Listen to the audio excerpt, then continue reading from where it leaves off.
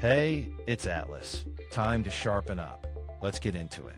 A room full of preschoolers were handed a boring, repetitive task and told they could quit and play an exciting video game whenever they wanted. Some barely lasted a minute, but one group worked far longer than everyone else, and the reason is almost funny. They were dressed as Batman, and what that costume did to their focus is one of the strangest, most useful tricks in all of psychology.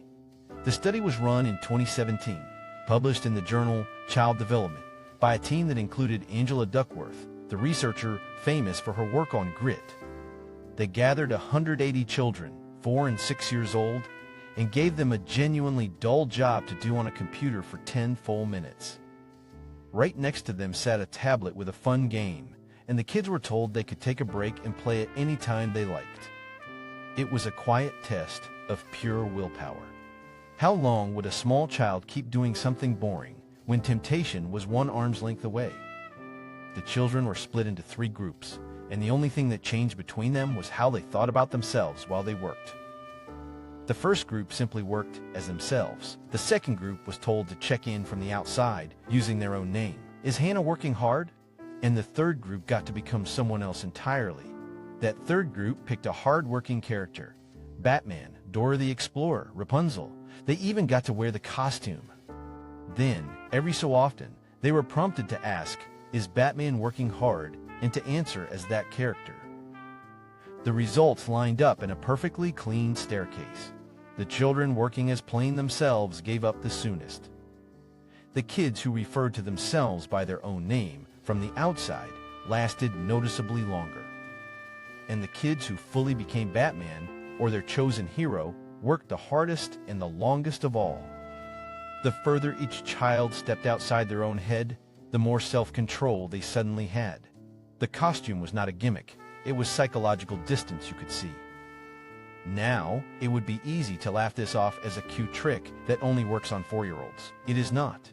The exact same mechanism has been tested on stressed-out adults, and it works just as well. A psychologist named Ethan Kross, who runs a lab at the University of Michigan, has spent years studying the tiny voice inside your head.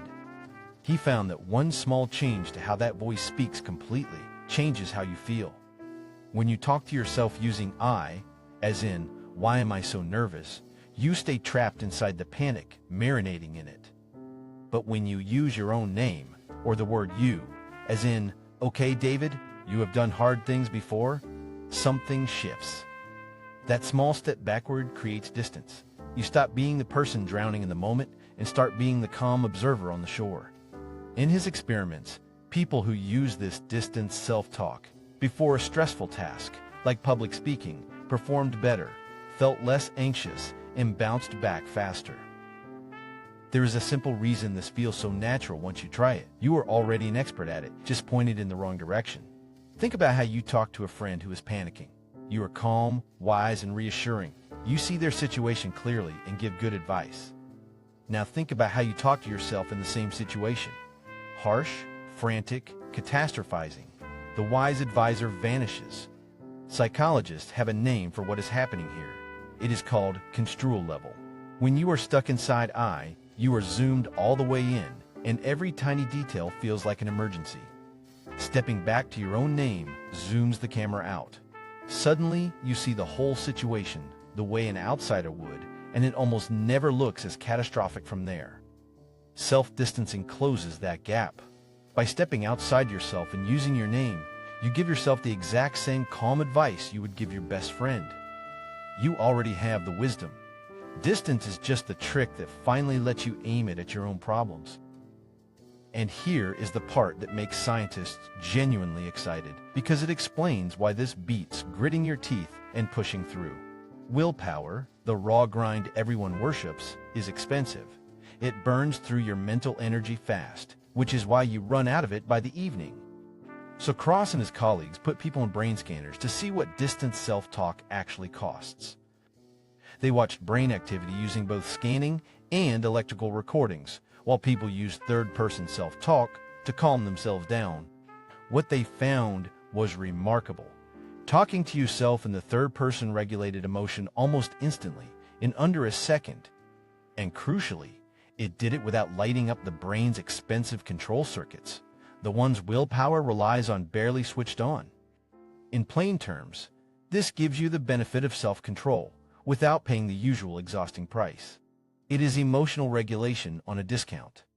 It even sharpens your thinking, not just your mood. In one study during a global health scare, people who reasoned about the threat using distance self-talk made calmer, more rational judgments about the actual risk.